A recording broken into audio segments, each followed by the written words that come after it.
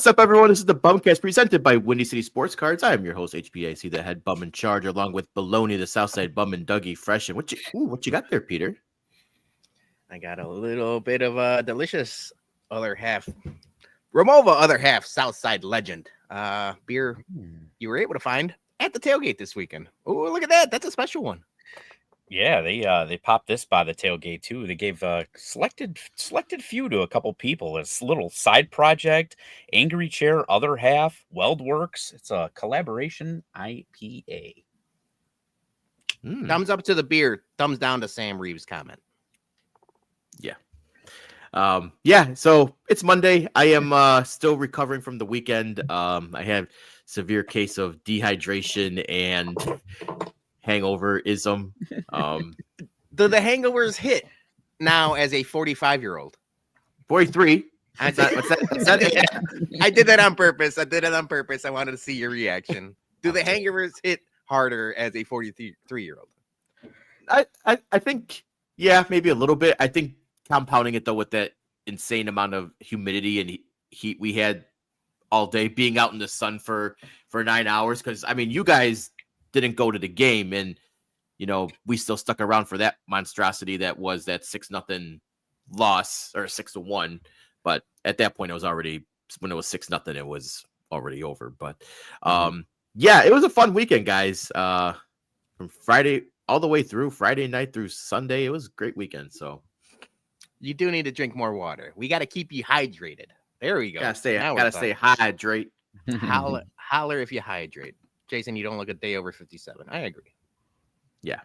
Are we going to follow this rule? Quick super chat to start the show. If you guys want to super chat, by all means, follow in Gordo's footsteps. But what do we do here? We just mute myself?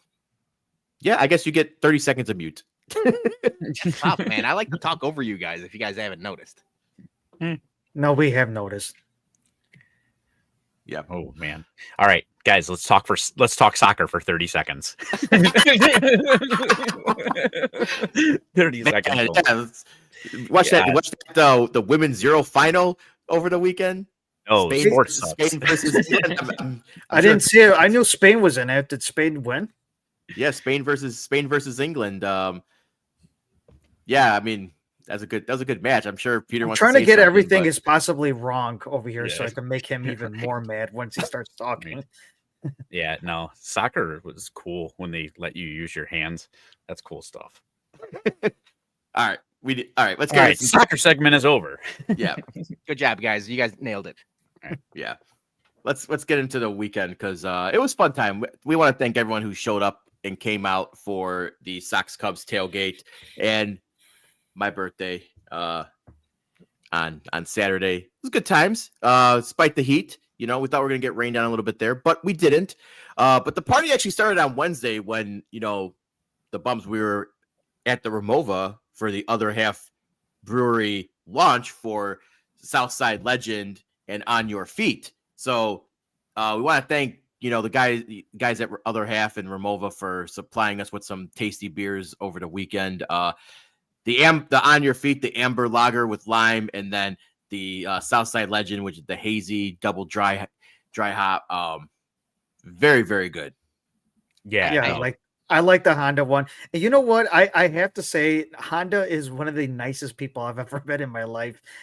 He was just passing by, and I literally just stopped by and says, "Hey, Gene, I'm a big fan," and all that.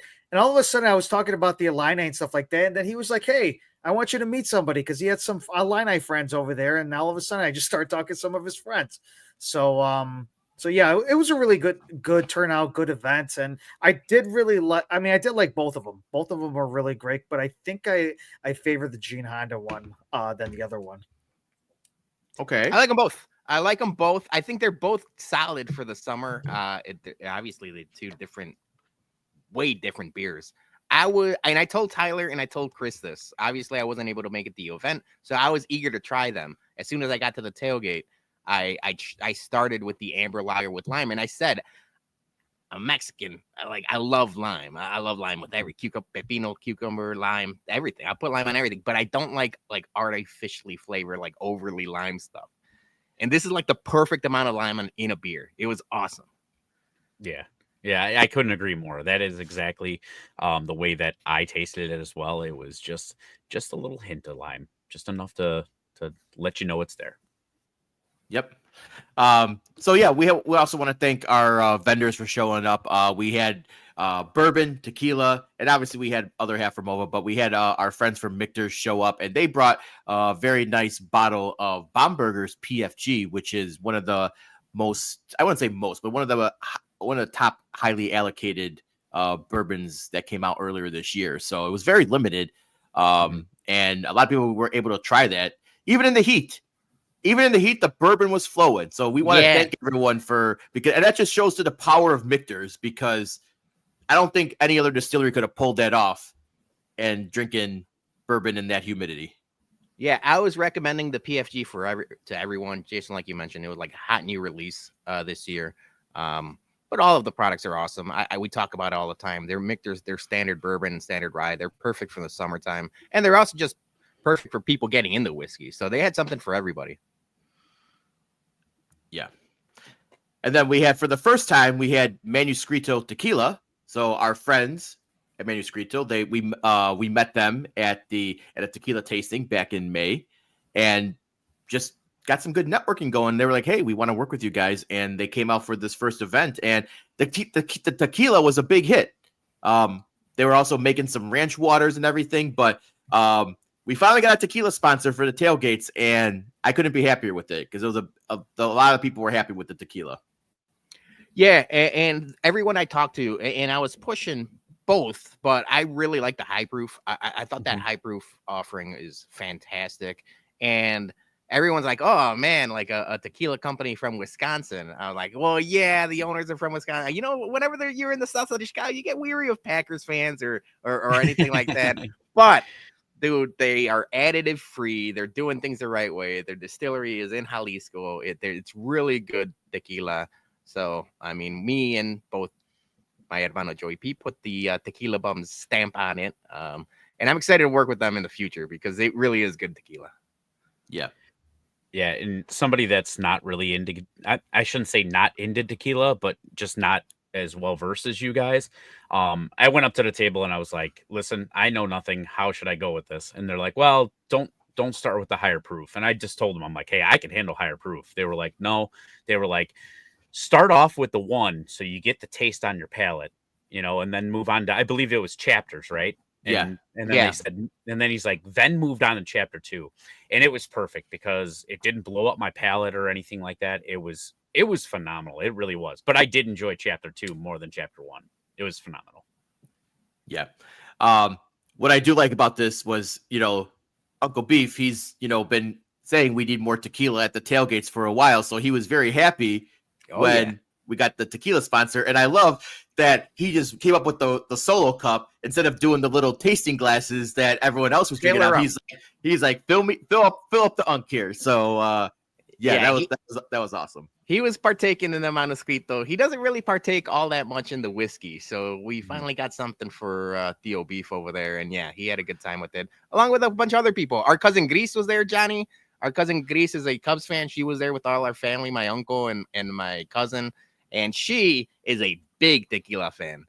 She has been for a long time. So I made sure she tried it. We got the Gris stamp of approval as well.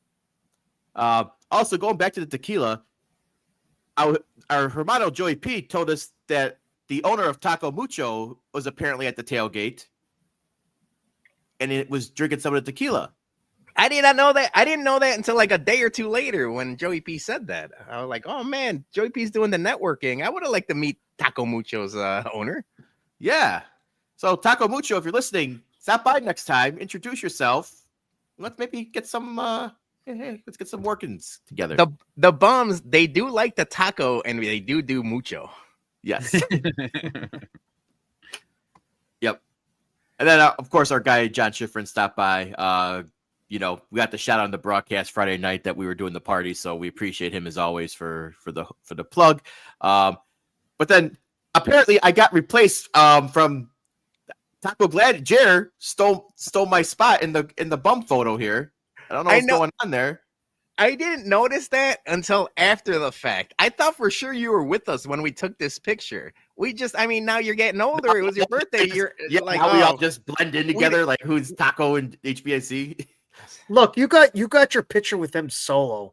Like, I don't know what you're complaining about. Like, I mean, we I take these pictures out of the way. I sent that one. But I saw that one from you guys, and I was like, damn it, like Jared cucked me. you were hobnobbing. But we do want to give a thank you to both Jer and Tina. I got to give my wife a special thank you because I couldn't make the early tailgate again, work and other things. And Julie took the reins, drove to Ramova with Jason, and got the ice and everything like that. So obviously, thank you to Julie. But Jer hit us out of the blue a week ago saying like, hey, I want a caravan with you guys if you guys need an extra car. And we're like, we always need extra cars. We added him to the group chat, and he's a full-fledged caravan member. He hit us up the day after, said, now I got newfound respect for you guys, like on your feet for all these hours. And I'm like, yeah, you got to get it. It's a lot of work, but yeah, he's in. He was in all of it. I mean, he popped his cherry at one of the biggest tailgates of the year. So, I mean, because Sox Cubs, they always open up the lots early. They opened them up later than I thought they were actually going to this year. Yeah. I thought it was going to be around 2:00, but it was 2:30. And again, I have my issues. We all have our issues with the parking lot people. When both of the lines are wrapped around Wells getting to 33rd Street, maybe it's time to don't be so hard-headed and stubborn and open up the fucking lots. For the greater good. For the greater good. But obviously Tina's rock star. We've mentioned it a bunch in the group chat, and we've said it a bunch here, but like she does so much for the tailgates as well. So I wanted to make sure she got the shout out as well. Absolutely. Yeah. And also shout out to Dougie for manning the taco grill in the heat. That was a sweaty day to be doing taco cart. Yeah.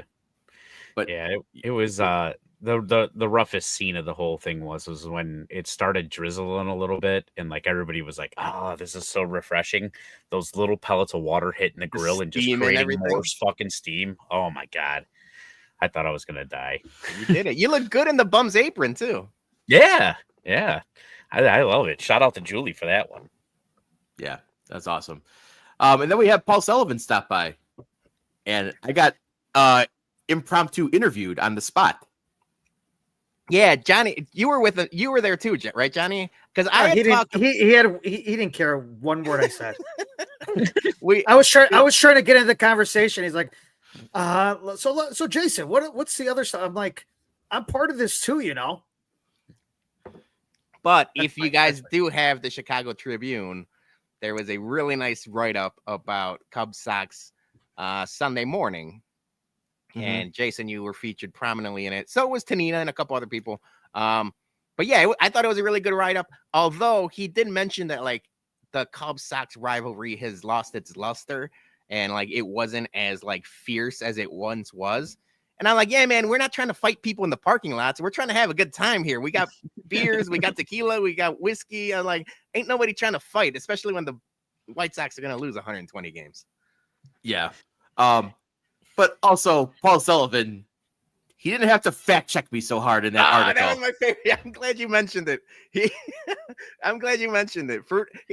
There was no reason for him to fact check you in the middle of that article, but he did. And I'm like, man, I kind of want to get your reaction from that. Well, so, okay, number one, when this happened, I would say closer to like 4:35 in the tailgate, maybe closer to 5 when he came by.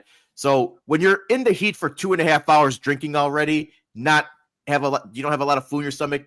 Sometimes the memory's a little phasey, a little cloudy. You know, you're a little older, so like you might not have all your facts straight, and maybe you don't articulate your point as well as you want to, because he put me in the article saying how Carroll was a Rick Hahn move, and I'm like, in my brain, I'm like, yes, but when I said it, I'm like, that's not what I was really trying to say. My point, what I was trying to make in my drunken state was that the development of those guys is a lot better than it was under Rick Hahn. Yeah. So sometimes what I think in my head doesn't come out after you're in the heat for 2.5 hours drinking. So, and then when I was talking about the HBIC era, he was coming up. He's like, well, you might have to wait till 2020. And I'm like, yeah, I know that. You don't have to fact check me on that. Like, I know it's not coming for anytime soon. I'm just telling you what my thoughts are, my feelings were. Yeah, you I made laughed. like one little error. I was there the whole time. I was there basically when he was interviewing Jason, and you did good, Jason. I mean, I just like they do this all the time. That's what journalists do. They try to tweak things to make things look a little bit, like they're the ones that are on top, that they know they're Mr. Know-it-alls and stuff like that. But Jason, you did all right, man. Especially for it being what it was like. You said it was like 5:00 when he started interviewing you. Yeah. Yeah. I was already deep in many beers and shots. The facts have never stopped us from telling a good story, Jason. No. 242 episodes of the BumCast. Facts ain't what we're worried about. But I will. So thank you to Paul for the. It was overall. It was a very nice article. He did say about he got my name correct, and he did mention the sports bums. So He did mention the sports bums. Yeah. So thank you for saying the name correctly, and also thank you for saying whiskey at Comiskey correctly. So because Yeah. No, Last thing about Paul though, which was, I mean, obviously he's I don't know if you want to call him legend of Chicago sports, but he's a prominent figure in Chicago sports writing. And like a lot of these sports writers, you don't really get to see them all too often. You just read about them. Tiny little dude. Tiny little dude. I'm like, whoa. That's neither here nor there. Sorry. My apologies for that. That was just sorry. No, Sorry. but if you happen to have a Tribune subscription or the paper, give it a read. I thought I did pretty well for being put on the spot after drinking. So, all right. Speaking about after drinking, I want to kind of break this down. I kind of want to break this down like the Zapruder film, because it was your birthday, Jason, and we had a little birthday toast, our birthday singing. Julie got on the mic. She's like, "Hey, we're gonna sing to Jason," and then this is what happened. Happy birthday to you. Happy birthday to you. Happy birthday, dear Jason. Happy birthday to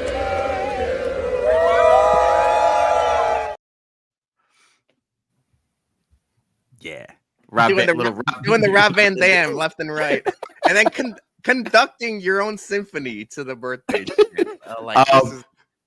The best part of that was half the crowd said Jason, half said HBIC. Yeah, there was no real plan. It's a mush. It's a mush of a name.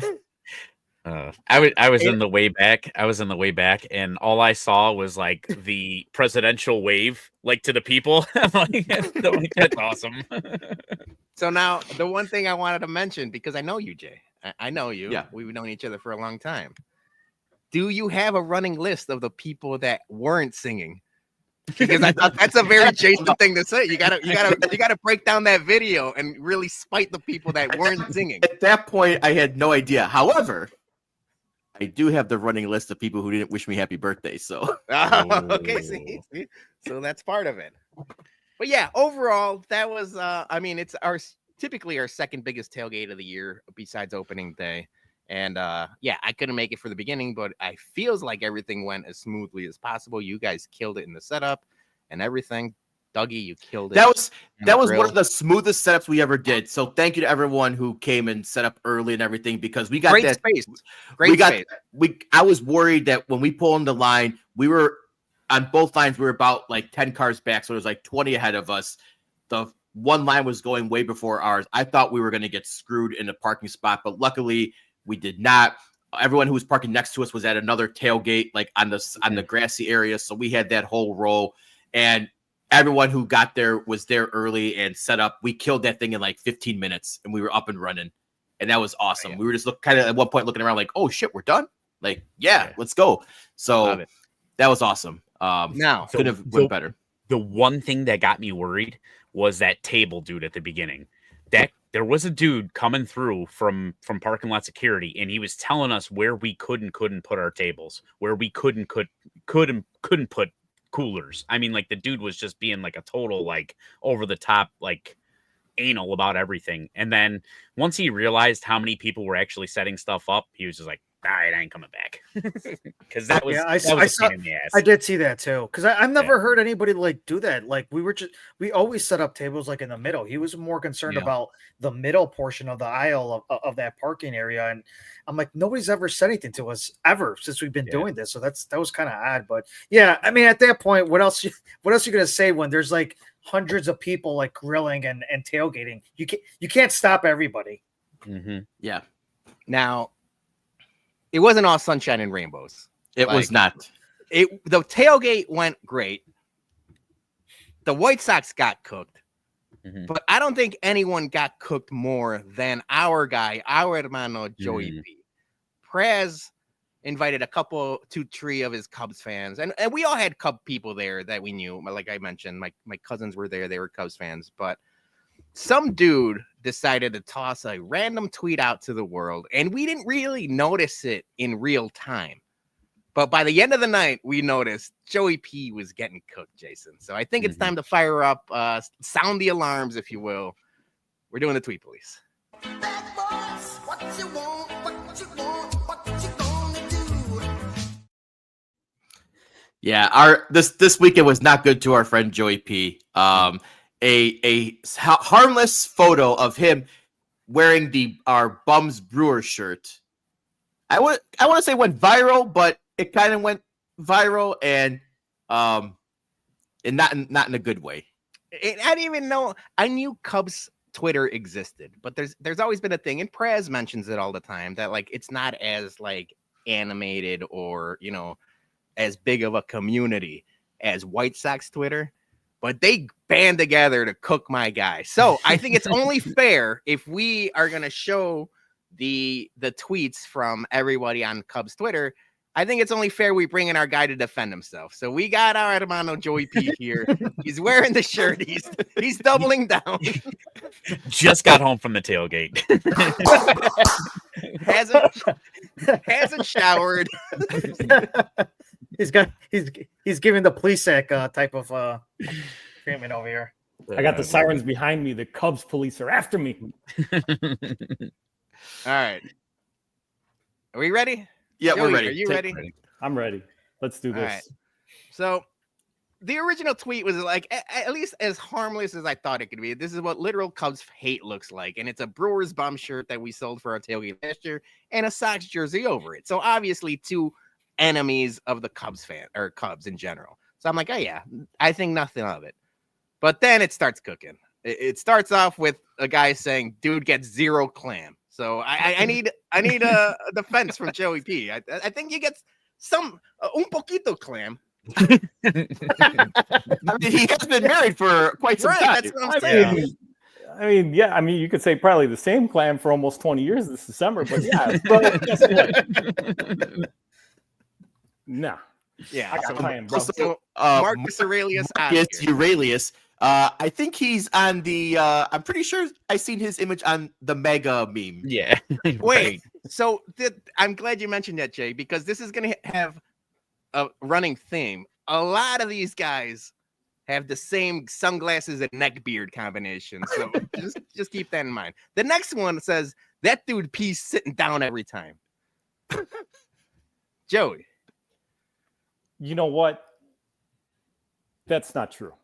Because going to a Sox game, standing in line behind the snakes and trying to teach people how to pee, I think I know how to pee standing up, all right? You see what Prez just put? Ryan Sandberg died? I knew it was coming. I know it was going bad for a while. I know Man. Jed Hoyer had the comments earlier in the week.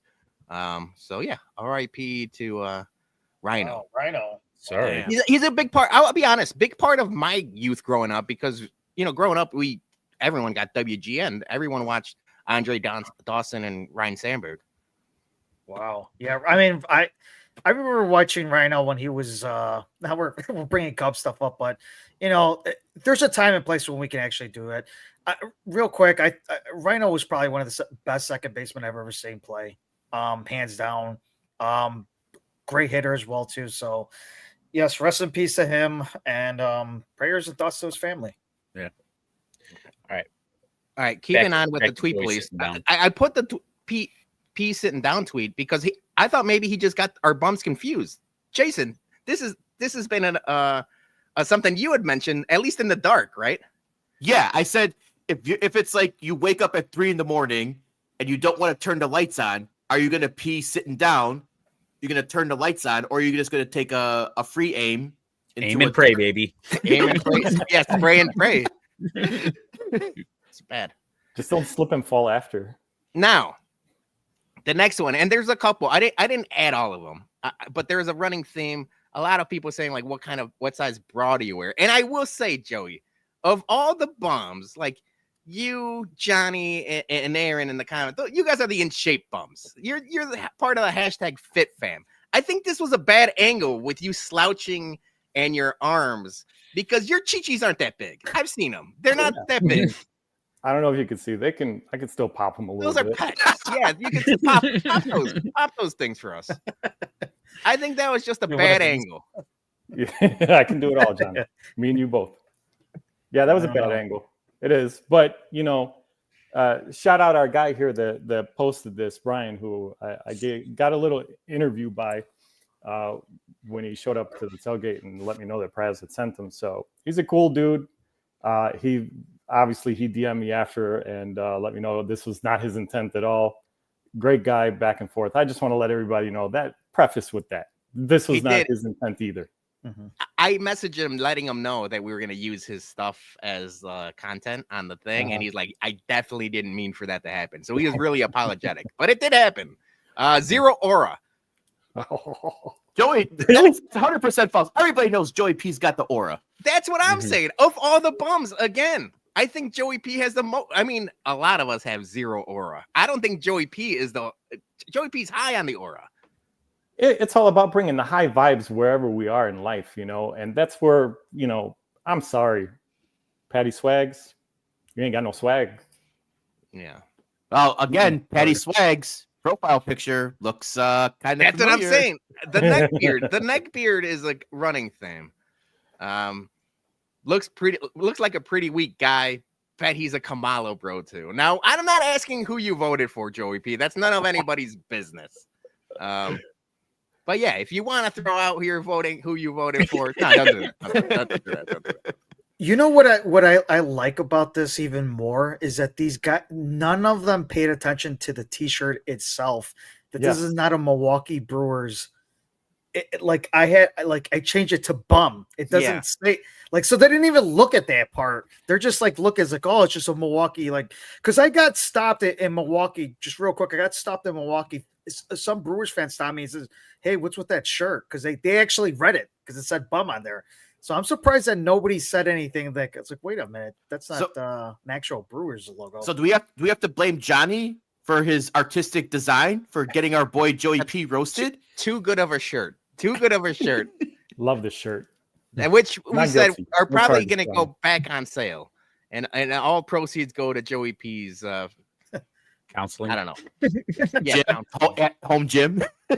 Home gym. Oh yeah, home gym and bras. All right. The Modelo fund for the next whiskey at Comiskey. How about that? This is one of the last ones, but this is the one that stood out because there's a lot of these. What is going on with that watch band, Joey P? This is something we have to fix because it is way up high on your arm. I don't know. You know what? I blame Apple. You see? I blame Apple. Too skinny of a wrist, maybe. I know. Well, I mean, I get clams, so my forearms aren't, what You some gotta may take want them to take be. one of the One of the rings off. Yeah, you gotta take the One more notch. the link. Maybe so. Maybe I mean, he just doesn't like it too tight. Yeah, I mean, the humidity, Dougie. I mean, being being your sidecar on Saturday over the grill, my blood pressure was boiling literally just being in the sun and being next to you and the heat off the grill. So yeah, so that's where I take beef with number 2, the unhealthy sweat stain. This dude can fuck right off. Everybody was sweating in that parking lot. Yeah, that was unbelievable. In all fairness, he might have undersweated in this photo. If you came out to that tailgate and partied for 3.5 hours, you're built different. Okay, you ain't a bitch. You are built different. So fuck you, Tuck Cub. The only thing you probably tuck is your dick. Well, Get him, I can't wait until that name's completely useless when the Cubs don't have the balls to re-sign the dude. Yeah, he's gonna change Enjoy his that shit. He's gonna change his profile in a couple 3 months. It'll be Cuck Cub and no problem. Now this is the one that was. This is the only one that was past the line, and I think this was you, Jay, right? That you defended him. I was like, yeah, I know that guy. Know that guy for a date is worth while. Lester Nygaard, that guy could fuck right off. Yeah. And then last one. Any response to him? Yeah, You want to bum of the weekend right now, Joey? Nah, I forgive him. Oh man, that's why Joey P is high road because that's what I am. I'll give that mofo a hug when I see him, and I'm gonna take him for a beer. If that was me or Dougie, we'd be. Yeah, that's why he's the bigger man. That's why he's the best. Nah, and then the last one is our guy, Rich Bissett. He just got into it. He's like, this dude's a bum. I like it. STL Vikings, baby. Yeah. No, see, what we needed to do is we needed to have this segment Saturday night before Joey went to church on Sunday. Yeah. Then we might have got the real reactions. Yeah. He could have confessed for his sins on Sunday. Exactly. So he doesn't want to wait another 6 days. He's like, ah, shit. Like I don't want to start racking up confessions for next week. I'm gonna forgive the guy. Like, nah, fuck that. I would have been like, yeah, he can't talk shit on a Monday knowing it's gonna be on his head for 6 days. You gotta pull a Will Smith on that one, Joe. Just walk up on stage and slapping people. And then just be like, keep my wife's name out your motherfucking mouth. No, but I do want to shout out, and you all know who you are. Plenty of people, sticking up for me in those comments. I don't entertain the trolls or no negativity at all. I'm the positive vibes guy. I love everyone. So that's why I do want to shout out everybody, though, that was in there defending me. There were quite a few of you, and I love you all. I will say, Joey P, I think you are so beloved that you had both sections of White Sox Twitter, and you know who you are, but it's like both sides that don't really get along on White Sox Twitter, both were defending Joey P. And we're like, do we have to roast these people? And people were ready to go to war for Joey. So yeah, that's because you're a great guy. If we sent out the battle cry, call to arms, that would have a bad signal. Yeah. And I am disappointed because my dad obviously is a Cubs fan, I was looking for a comment for him to talk shit about me, and I didn't see it. So. Oh, maybe your dad's burner account. Maybe he is the PCA purple guy. Maybe that's your dad. He drops the Dave Chappelle meme on, man, fuck you, son. That's all, the only thing that was missing from this whole experience. Somebody's going to listen to this show and set up a Joey P's dad's burner account. Might be my sister. Yeah. 108 tourney selection, Joey P's burner. Joey P's dad. Oh shit. All right, Joey. We wanted to make sure you came on to defend yourself because you got roasted, but like we said, you're the best of us. You handled it very well. I think any the rest of us we would have been fuming all Saturday night. No, it did not ruin. Jay could tell you it did not ruin my Rick O'Benny's experience after the game on Saturday. There we go. Nice. That is true. That breaded steak hit different at 9:30 after spending out in the park all day. Oh, I'm sure. No, I forgot about it, like Dougie says, after church, because then I went and drank tequila and Malort all afternoon and evening yesterday. Hell yeah, with great people. So. Again, they're calling you out. You're just built different. You and Dougie, man, you just like get up and drink tequila and Malort after that tailgate yesterday. I don't know how the fuck you did it, but I saw you like. Sarah goes like, are Joey P and Sandy at a tequila tasting? And I'm like, I don't know how. It wouldn't surprise me. Hey, we're always out there giving hugs and shaking hands and building this community. That's what we're all about, baby. Built different. Joey That's P. why you're the best. Salud, hermano. Salud. We got some bills to pay. We do got bills to pay. We'll talk to you later, my man. All right. We'll be back on the other side. The BumCast is proudly sponsored by Windy City Sports Cards, who specializes in buying and selling all things related to Chicago sports. Whether you are a diehard fan of the Bears, Bulls, Blackhawks, White Sox, or Cubs, they have you covered with an extensive selection of sports memorabilia and collectibles. In addition to Chicago-focused items, they also offer a vast selection of sports trading cards and memorabilia from your favorite teams and players. So visit their online store at 312WindyCitySportsCards.com to find exactly what you are looking for to complete your collection or discover a new favorite. All right, yes, we all do love Joey P. All right, let's get into a little White Sox talk here because it was great going into the Cubs series. You know, we were one of the hottest teams in baseball, and then Friday happened, and they just put the ass whooping to them on Friday night. And I personally enjoy that because I was out to dinner for my birthday with my wife's family, so all the in-laws. Yeah. They are all Cubs fans, and I look at my phone. We sit down to dinner and look, and Sox are already up 3-0, and I'm like, so my brother-in-law, who likes to poke the bear, he pulled out on his phone. He put Marquee up on at dinner, and then it's 3-0, 4-0, 5-0, 7-0, 11-0, and all during dinner. Oh, what's wrong with Shota tonight? Oh my God, Shota! I can't believe Shota's pitching like this. And I'm just sitting there. I'm like, hottest team in baseball, baby. I don't know what to tell you. And then immediately knew that they were going to get their asses kicked Saturday night because they put up 11 runs. So, yeah. I truly believe that was best case scenario, though, because like they take that Friday win. So vibes are high for the tailgate, at least. And you at least had that, if that would have been the other way around, those Cub fans that would have showed up to our tailgate, like it would have been rough looking at them. It was a little bit easier looking at them, sitting in the tailgate. So it was best case scenario taking that game on Friday. Would have been great to win that game Saturday, but didn't happen.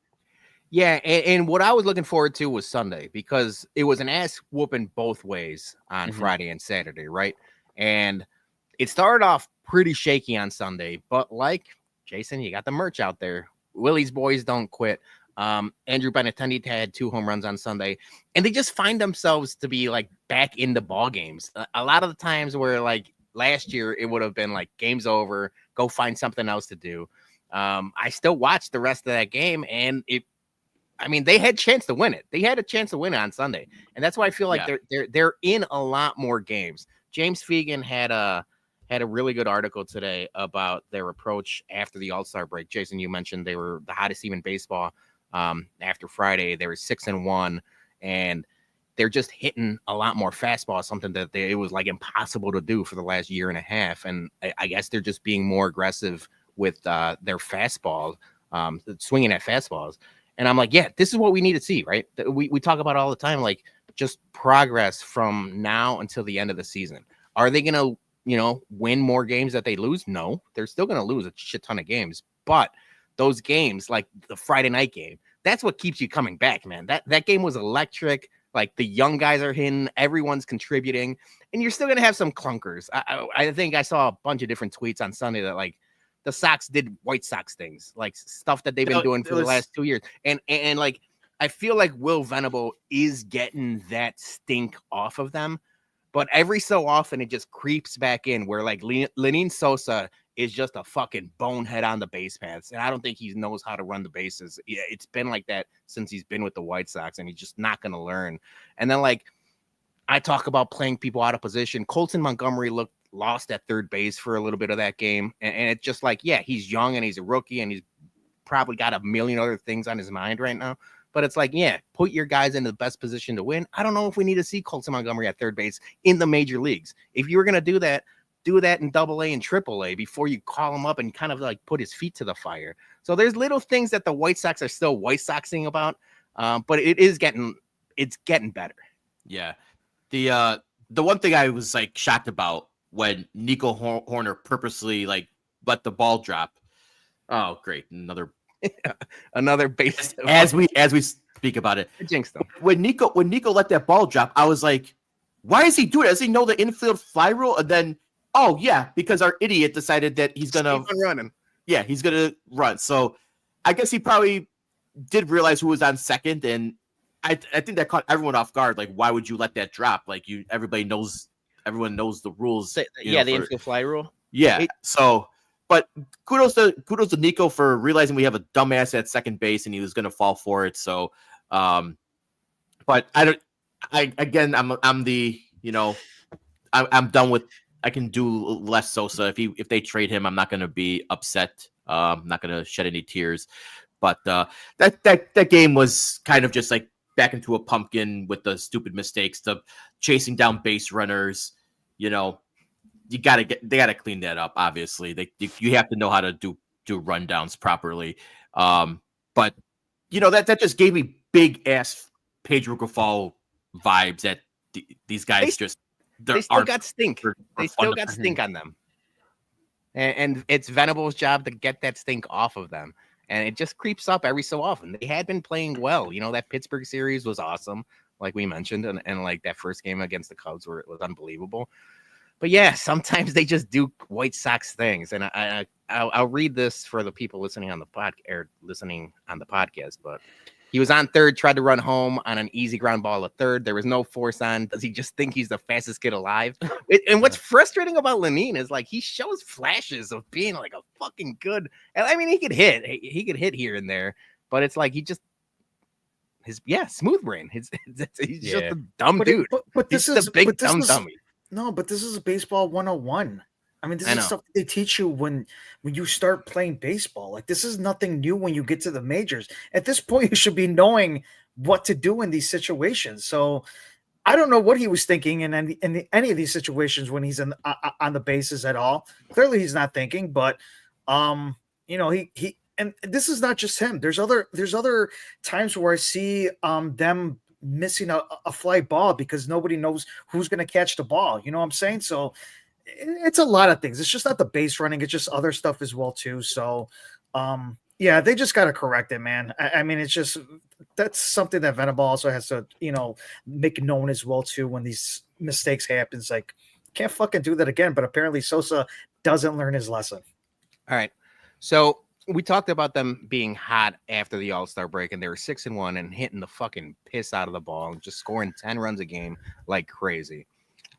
I don't think that's sustainable, but I did have the question written down, and now it's not as a poignant question because they did lose those 2 games against the Cubs. But say they continue on this trajectory, and you know, Teal and Caro and Meidroth and everyone else, Colson Montgomery hitting home runs was something I didn't expect. And that kind of facilitates, like, if they play like this at the second half of the season, does this in turn, like, does this speed up the quote unquote rebuild for you to where, like, do you think gets a little bit more of like, oh, maybe we do spend a little more money on the off season? That I don't think that's a gets.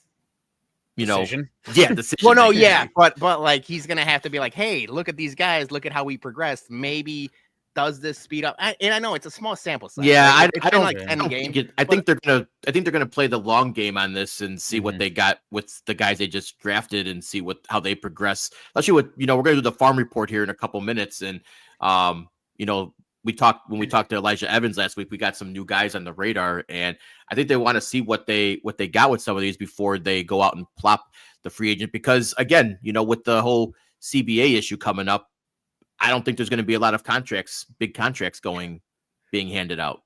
How about Bryce Harper? How about Bryce Harper? Get the fuck out of my clubhouse. Oh yeah. There's going to be a long lockout from what it seems like. Yeah. Oh yeah, I did hear about that today. Yeah. Him and Manfred. It was awesome. Yeah. But honestly, like it's just good to see. Like right now, I'm looking top of the 8th. They're up 4-2 against the Phillies, so another great baseball team, you know. And they're holding their own. Obviously, from a selfish standpoint, I wish we would have taken 2 out of 3 against the Cubs, you know. But hey, if they're gonna hold their own against Philly, and then obviously we got, you know, the dreaded West Coast road trip. You know, even though the Angels aren't that good, you know, it's still Sox in the West Coast. You know, I feel like that's like their big bugaboo, right? Once they start smashing West Coast road trips, then we'll know like how good these vibes are. Yeah, I do. I agree with you, Jay. Like, I feel like you have the West Coast White Sox trips in the same like mindset as like the old school Bull Circus trips.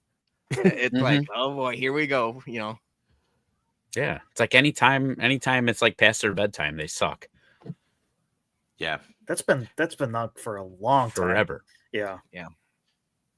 But I don't think that's good. They're gonna, you know, put a lightning bolt to the to the rebuild. I think they're just gonna take their time, make it They're gonna go, slow play it. Yeah, they're gonna slow play it, and then I think once they're maybe that 1 or 2 positions away, then that's when I think they're gonna use some of that Ishbia money and have Ishbia just give Jerry a face palm or lock him in his office or something. Put him in the just bathroom. give him the mush. Lock him in his office.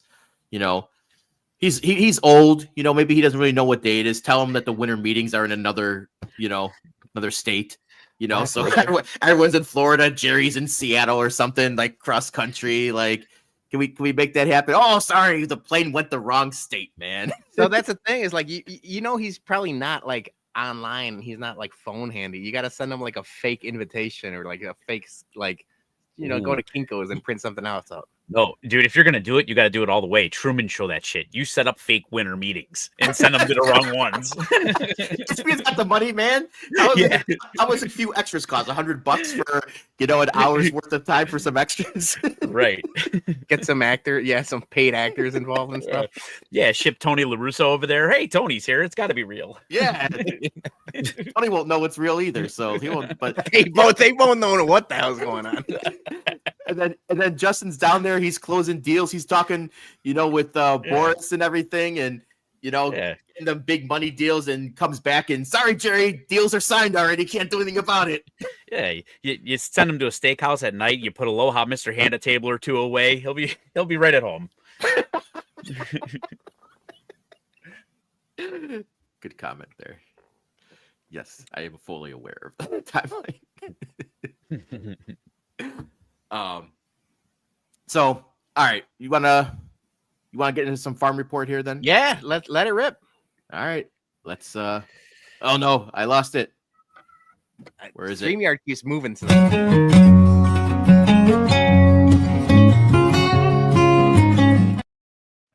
All right, we got a bunch of new faces because, like I said, we talked to Elijah Evans last week and he came relevant. He put us onto some new guys. So Noah Schultz didn't. He's still out for a while. So no games for him. But we got a new guy here on the pitching side that he told us about.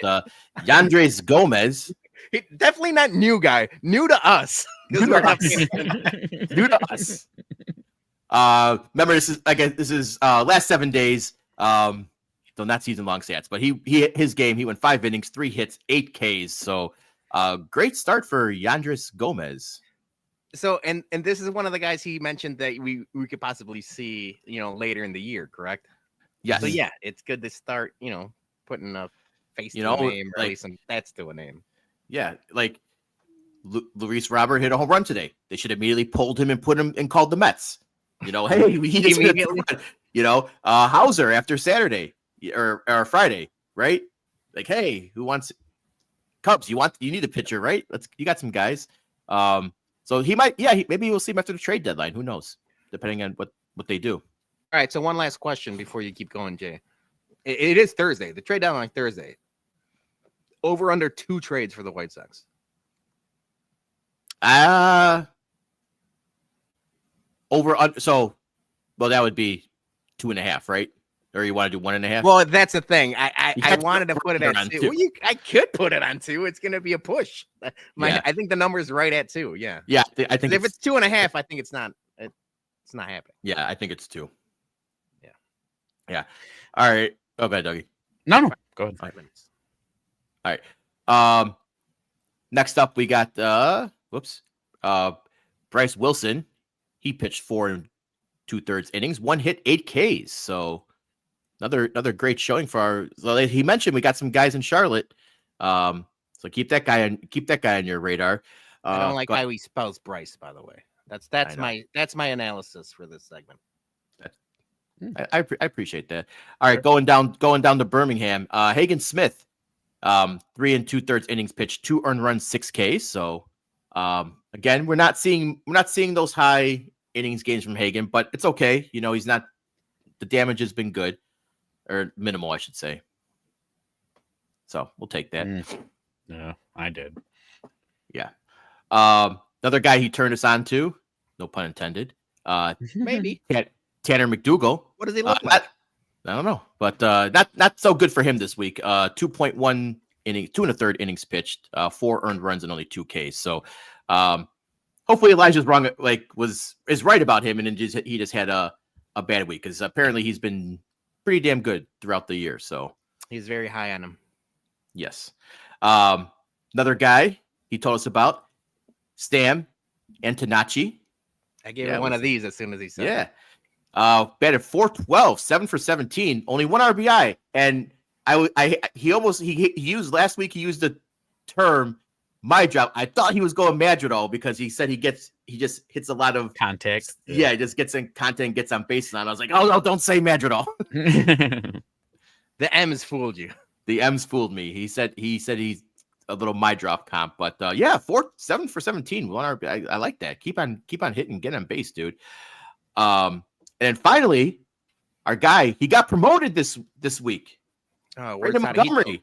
Hashtag promote. Yeah, Brandon Montgomery. He's in Birmingham now, but last week in Winston-Salem, he went 6 for 20 for 300, 1 triple, and 4 RBIs.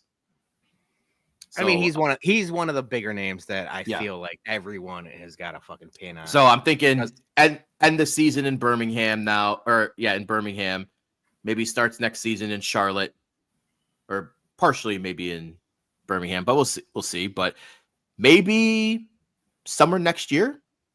Summer next year would be fast, but definitely like fall next year. fall call up next year. But, I mean, the way he started, he was hitting the shit out of the ball, and then every time he got promoted, there was some struggle, and we had heard there's like a couple of swing changes and stuff like that. But it's gonna be a process. That's the kind of thing where it's like we don't want to rush it. We definitely don't want to rush it. But he's definitely a name that like we're all like, oh yeah, if this guy hits along with Colton Montgomery hitting, then you're cooking with gas.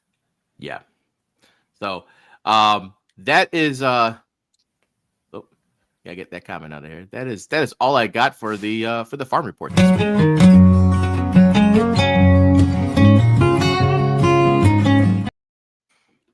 All right. And then guys, I have a new graphic because football is back. Football's back. We're bearing down. Training camp has started. So thanks to AI for the training camp report. We need a straw on this guy. Where's the straw? I get a straw. Yeah, we have to have a straw for every single meme we do. Straw out of the football. Yeah.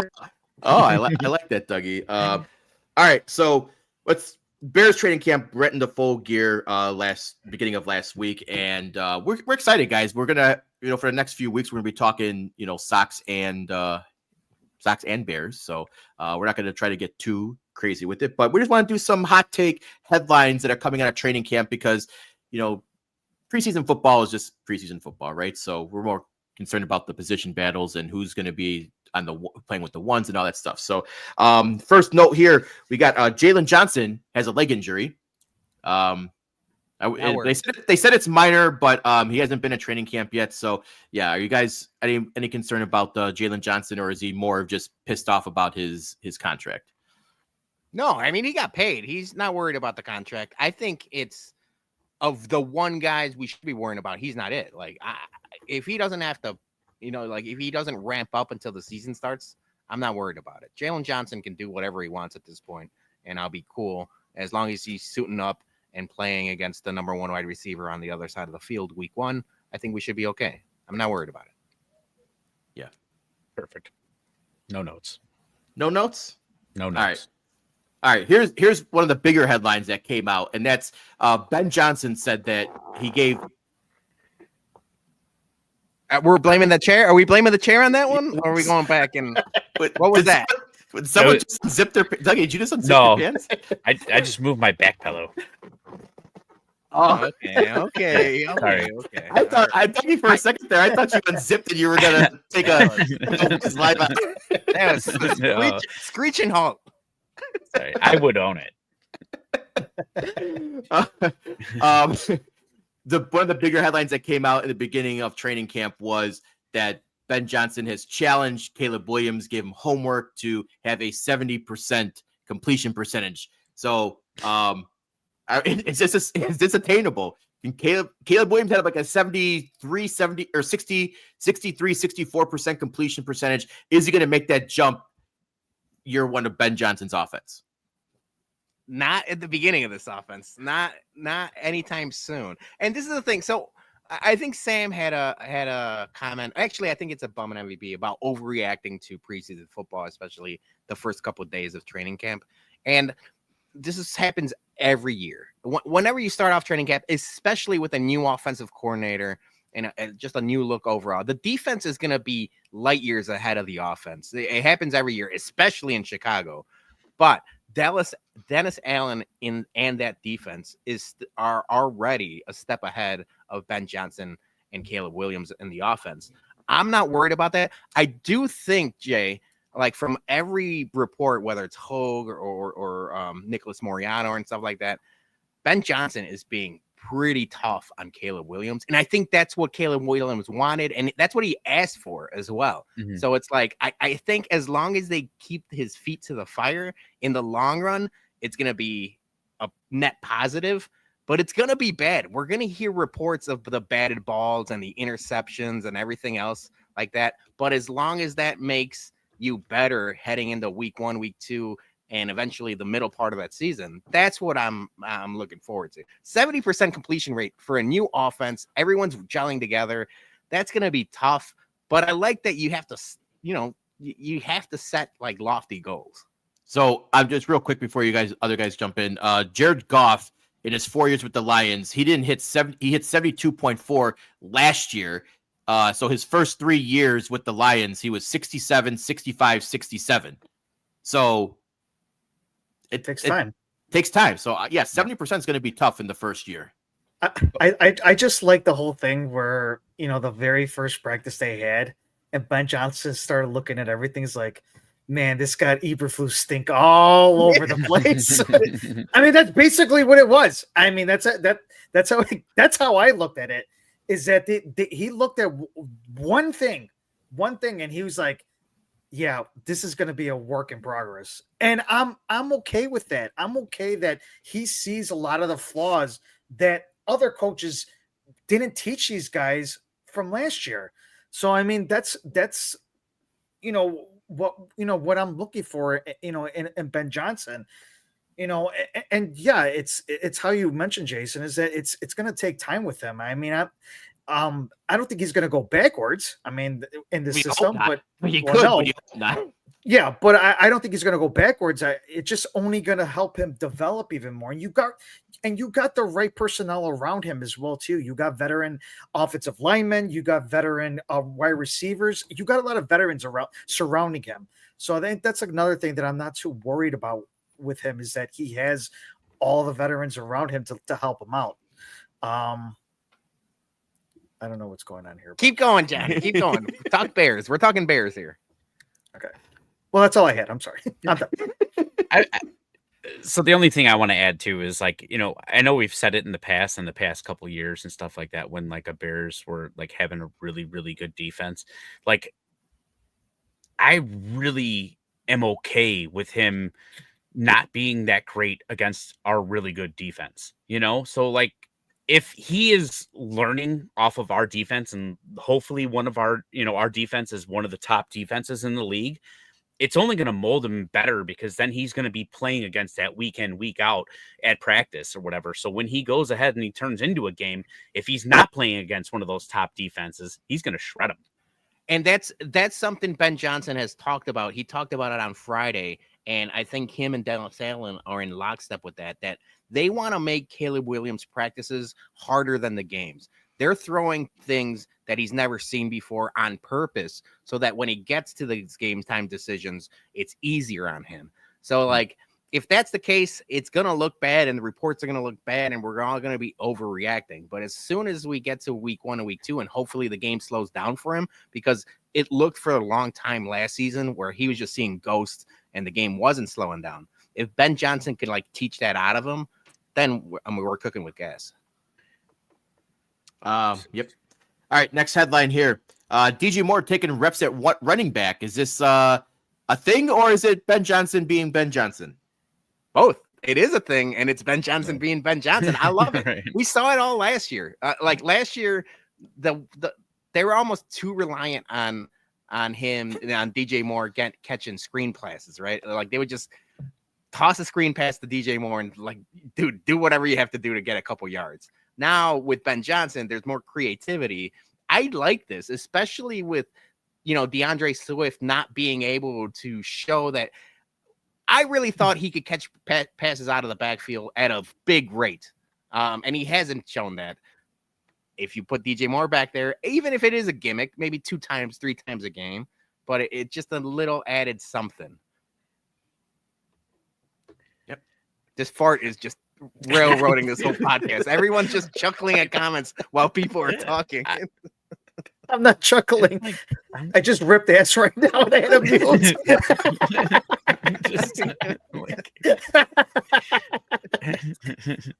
Because you're making me laugh with this fart thing. Farts are funny. What the hell? I don't give a fuck. It is. Farts are funny. Farts are funny.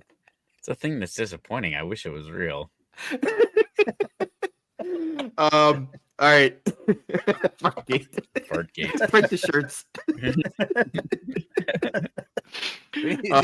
Wes says that's no back pillow.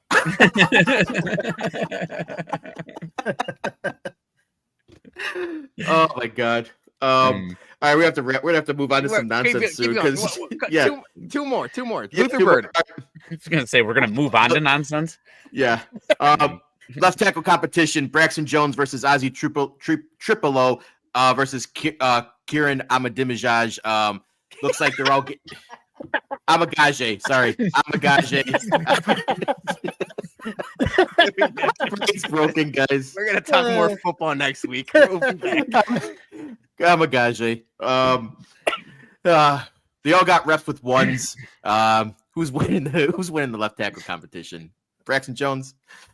They're going to give Braxton Jones every possibility to win that job. I feel like that leg injury, if it's not strong enough, and reports are that he's lost a little bit of strength in that leg, Ozzy Tripillo is like firing on all cylinders. And from every report, it sounds like this guy is hell bent on winning that starting job, which is scary because do you really want a rookie left tackle to start opening day? But if he's the best man for the job, he's the best man for the job. I still think Braxton Jones is going to be the week 1 starter, but I wouldn't be shocked if by the bye week or even earlier than that, Ozzy Tripillo is the guy.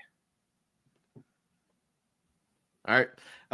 Luther Burden III back at practice finally. Excited to see what he can do.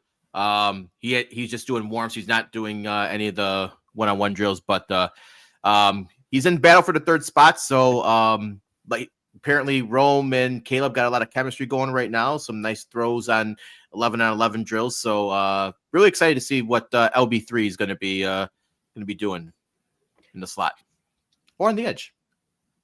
I didn't watch a lot of college football, but by like all reports, like he had an awesome year 2 years ago, and then kind of like the whole offense kind of stuttered for them.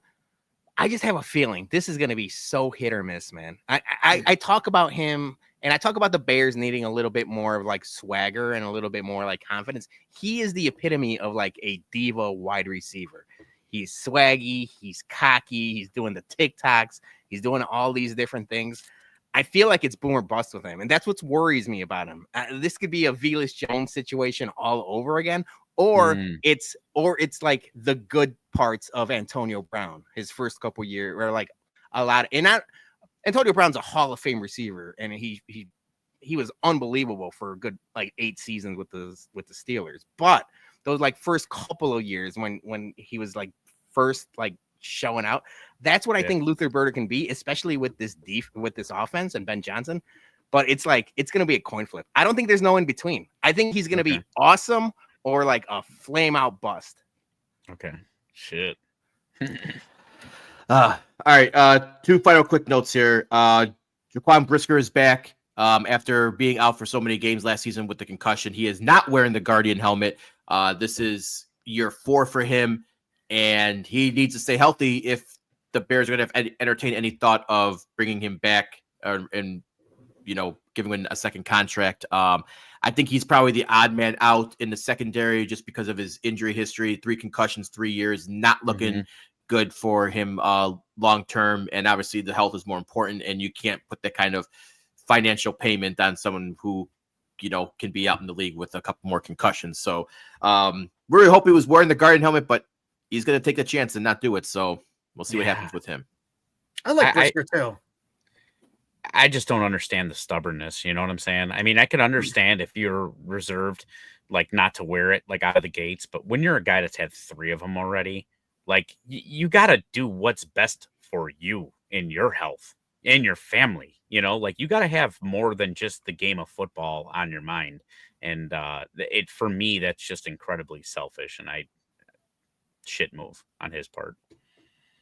Yeah, just frustrating because he's so good when he is on the field, but he's just so hurt all the time. Like it's hard. He makes impact plays, but that's a big reason of why he gets hurt all the time. So it's like, man, if you just wear the helmet, who knows? Like it could be bullshit, but don't you want to just give yourself that little bit of possibility that it is like, helping the cause? Yeah. Yeah. I think. And Grady Jarrett looks like a dude. Grady Jarrett. It's 5 practices in, and I feel like everyone's in love with Grady Jarrett. I think he's going to be the leader of that defense. It sounds like he's not only on the field, but in the locker room, he's just like taking charge. And that's what they need. Like they just need a guy of veteran presence like that on the defense. So yeah, I'm all in on Grady Jarrett. Yep. All right. That was our Bears training camp report. Put a straw on that guy. Right. Music and straw for next week. Yeah. All right. That ends the sports talk. But before we get to some did Mario smash, time to pay some bills. What a tease. Elite Icons is your #1 source for quality and affordable jersey framing. You can trust their products and services to be genuine and of the highest quality, backed by their extensive industry experience. They offer custom jersey framing at the most competitive prices in the nation. Additionally, they host several public and private signings each year, featuring your favorite players. Regardless of the sport or project type, they can frame it. So visit them at eliteicons.biz or call them at 630-863-0647. And just real quick, Elite Icons is hosting Aaron Rowand Saturday, August 9th, 3 p.m. at their shop in Westmont. So visit eliteicons.biz/shop to get your tickets if you need the A-Row autograph. All right. I was petrified to move my chair until the break. Nah, it's the first show. Just do it. So Sox officially won 6-2. We're back Still on track, hot, baby. Still hot. JT says Grant Taylor upping his trade value. No, keep him. I want him for ain't nobody trading. we can't trade him. Yeah, no. All right, before we get to Mario, Jason, I had one sports headline. Okay. Well, before we get to your one sports headline, I just want to say, it broke during the podcast that Ryan Sandberg died. So yes, RIP to Ryan Sandberg. And if you're a Gen X Cubs fan, you're having a really bad week. Malcolm Jamal Warner, Ozzy Osbourne, Hulk Hogan, Rhino. Yeah. Not good for the Gen Z Cubs fan. Or Gen X, sorry. Not Gen Z. Gen X Cubs fan. Wait, I wouldn't even put Cubs fan in general. Just people our age. Because like we mentioned earlier in the show, like we all grew up with WGN. Like I watched an ass ton of Harry Carey games. Like we all watch baseball after school. Johnny, our grandpa would just watch baseball constantly. So, like I mentioned, like Andre Dawson and Ryan Sandberg, even though I wasn't a Cubs fan, like I watched so many of those games. And then I'm obviously like Sosa going forward. But yeah, it's just a bad time to be someone our age because like all those people are, legends in their respective crafts. Yeah. All right. Here's what your sport headline, Peter. All right, I got one sports headline before we get to some real nonsense, but I wanted to get you guys' take on this because it's next Saturday. Here's the first look at the official MLB field inside a NASCAR track. The Speedway Classic will take place next Saturday, August 2nd, between the Braves and the Reds. There's an estimated 85,000 people are going to be in attendance. They already announced that it will break the all-time Major League Baseball game attendance record. They're doing a bunch of different things like the NASCAR inspired batting helmets. They're going to do like the the players procession with cars as like the lineups to start the game. There's going to be a bunch of like NASCAR, Major League Baseball crossover. Do you guys care about this at all, or thumbs down for Jason? Maybe it's just me. This is the stupidest shit I've ever seen. Putting it in a phone. Like, there's so many things that MLB should be doing to grow the game. Putting it a field in a NASCAR track isn't one of them. All right, like you're just throwing shit against the wall and see if it sticks. Now, however, if we get cars going around the track at the same time, I can get behind it. That's what I was thinking. I kind of like that idea. You just can't hear nothing, just the cars. Left turn, left Yeah. turn, left turn, left turn. Dougie, Dougie, you care? Yeah, no, I don't give a shit. You know, like, dude, if they wanted a shitty view for fans, it was called the Oakland Coliseum. That's all this is. It's just Oakland Coliseum on a bigger scale. Yeah, that's true. It's terrible. I don't get this whole thing. I don't really care about it. Even if they, I mean, obviously if they had it was like a Sox or something like that, I'd watch it. But even then, I just don't get the concept of it. Like, it just doesn't mesh. I just don't get it. But I mean, I'm still gonna watch. I think I'll watch it. I'm still gonna watch. I just don't care. I just don't think the concept of it, baseball and NASCAR, makes any sense to me. So the one I'm going to give them the benefit of the doubt, right? Because I was really skeptical about the Field of Dreams game, and I know that was part of it because it was the White Sox, and I thought that was gangbusters. I thought that was awesome. I was really skeptical about the WBC when that started, and I love the World Baseball Classic. I think it's one of the best things in baseball. I'm going to give this an open, I'm going to go in there with an open mind. Like, I'm not a NASCAR guy. I don't give a fuck about NASCAR, but I mean, you fill a stadium with 85,000 people. It's going to be electric regardless, right? Whether it's a concert, a sporting event, anything. So I'm just intrigued on how they're going to pull this off. So I do care. I care a little bit. But here's my argument. You look at the layout that it has right now, right? The only people that are anywhere remotely near that field are elitist fucking pricks. Those are the only people that are in those seats. So that's where I probably should have done a little bit of research, because a lot of the times the big deal with NASCAR is the tailgating and the people in the center field, Yeah, in the center and stuff like that. If it still has some sort of atmosphere like that, I think it could work. But I don't know how it's gonna work. So I'm gonna give it. I've heard that their tailgates are freaking awesome. Yeah, like that. That's what I've heard. They are tailgate fanatics when it comes to stuff like that. But you were mentioning about the Field of Dreams and the World Baseball Classic. Again, that's something that makes sense. You know what I'm saying? Like Field of Dreams, baseball, the movie. It connects with each other. Like NASCAR and baseball, I'm just a little lost with it. I mean, like I said, I'm gonna watch it. I'm still gonna watch it. I'm not judging until after, when it's over and all that. But to me, it's just a weird concept to me. That's all. Yeah, I guess if it doesn't connect with us. We're all from Chicago. Like NASCAR just doesn't have a footprint. I mean, as much as they want to drive around Grand Park, it's not the same. Like, if there is like a version of like the Atlanta sports bums, I'm sure, or like the Tennessee sports bums, I'm sure they were like excited about it. All right, hear me out. Game goes, cars go around the track. You hit the ball in the park and it hits a car, you automatically win the game. I like that. Wait, but how many cars are there? Like, I feel like that. Oh, isn't it normally like 80 cars like in a NASCAR race? No, I think it's like 35. 30? 30, 35-ish. You can tell I watch NASCAR. 80. We got to get Alex Rude on this for this segment. Yeah. All right, now we're getting to the main event. Here. We're all children of the 80s. We all grew up with Nintendo, Super Nintendo, N64, and all of that fun stuff. Nintendo announced this week that Mario and Princess Peach are just good friends who can help each other out whenever they can. No. Their Nintendo is friend zoning my man Mario, and I need your guys' take on this. All right.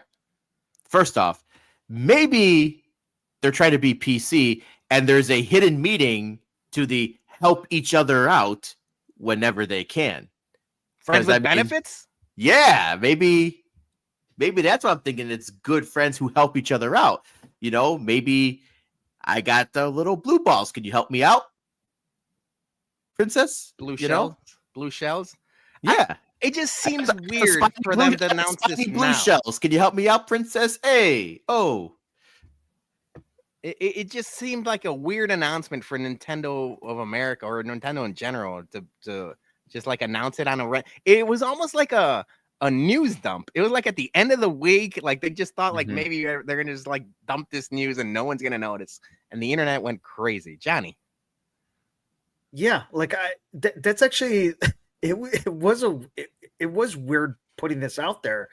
What was this, like 40 years in the making, where they just finally be like, yeah, they're just friends. When you see on the first Mario and all that, Mario gets 0 clan. Yeah, that's a good. That's actually a good one. Where you would see that, you know, she would always give him a kiss every time that, you know, he would save her and all that. But yeah, the timing was very weird after all the, you know, the passings of all these, you know, these famous people, and they're like, oh, this would probably be a good time to just put this out there.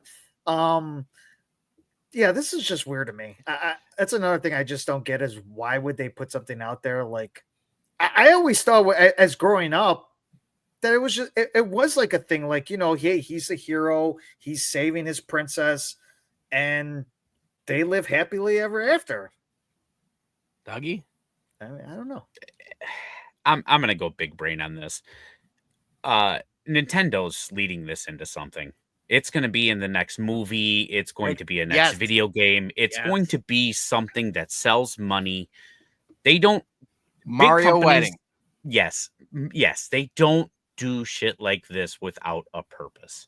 So, conspiracy theory, call it whatever you'd like, but it's all centered around money, and you'll find out. It's all going to be a hook, line, and sinker. And everybody fall for it. lockstep. We're lockstep right there, Dougie. The Mario movie made billions of dollars. It was one of the Mhm. biggest movies of the last 10 years. Either that or the new Switch just got released. They're leading up to something, and that's where I'm like, I'm not gonna go crazy about this, even though this is a little piece of Leisure my Suit childhood. Mario? What's that? Leisure Suit Mario? Leisure Suit Mario or something. But yeah, I need to see the end game to this before I go crazy about Friend Zone Mario. Mhm. But yeah, it was just a weird like news release that happened. It was like So, Wait, wasn't there a Princess Toadstool? there is So princess. here's the thing. No, Princess Peach and Princess Toadstool are technically the same person. Daisy is the other one. Yeah, Daisy. Yeah, Daisy Mhm. is the. Okay, so he's got multiple girls. But Daisy could be Luigi's girl. We don't know. Yeah. Maybe though, Nintendo put this out. Maybe Princess Peach, she don't like the short kings. Maybe Yeah, she this wants is a tough- maybe she wants a guy who's over 6 feet. This was a tough So he's just got to eat day a for mushroom. the short kings. No, Waluigi's in the picture. They're all in Man. the picture now. Like that. This release was good for the bad guys. Bowser, Waluigi, all those guys are like, Yeah. oh yeah, here we go. Maybe she has in her Tinder profile like, 6 feet and above only. She no short kings. Yeah. So, Although he always dresses in the like raccoon suit or the Tanuki suit, maybe she's not in the furries. that He's too. maybe he's being weird about things. Yeah. Yeah. Yes. Maybe. So That'll she's get- deciding to go with like Browser, or like We don't know. But he's Hey. a bad boy. Girls like the bad boys. Wait, why are we doing maybe Daisy and Peach are like, it's 2025, baby. Anything works. Yeah. Yeah.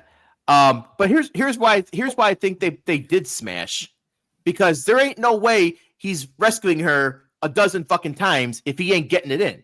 Oh no. Maybe he's just stuck in the that's- friend zone yeah, forever. Stuck in the friend zone. He wants to show that he could be the man to get the bag. Yeah. He ain't getting the bag. You though. gotta- no, after I think after the- 2-3 times of No. more rescues is you bad. gotta get the pick. Read the There's room, man, only- and walk away. There's only so many rescues you can do until we're like, all right, man, find So somebody else to after rescue. 13th time he rescues her, she's gonna be like, "All right, hit it." All right, No, Peter, well- let's go back to one of the comments over here with Princess Peach and Daisy over here. Apparently, they're sisters. No, that's not true. We don't know that. Oh no, actually, he's a video game nerd. I maybe you're right. Yeah. I'm sorry. I don't know I'm the sorry. whole I got either. my Nintendo lore wrong. Well, it's just like when a dude hangs around and he's like, oh, you broke up with another one. I'll be here to console you. How many times is he rescuing her from a relationship and never gets none? And then she moves on to another dude. It's the same shit. So they're gonna have a soap opera? Maybe that's where it's leading up to. Someone, It's leading into Paramount, something. HBO, Peacock, someone's writing some bullshit fan fiction, and they're gonna spin it off into a sitcom or something. Well, wait, no, didn't what's her name from The Office? Didn't she write like an adult Scooby Doo, where like Oh yeah, Mindy Kaling. Yeah. when they were like all baggy, like Yeah. What are we gonna have? HBO? triple or some shit? Like It's gonna be like HBO Mario Kart Confessions.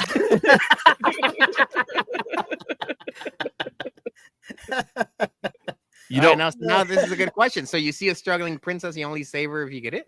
Maybe he's just a good dude. I mean, it would cross your mind, like maybe she's gonna let me hit. Although, how many times is she getting put in these precarious predicaments? All I'm gonna say is, if I see a struggling princess doing some shit, I'm gonna let the British handle that fucking shit. That's not a U.S. problem.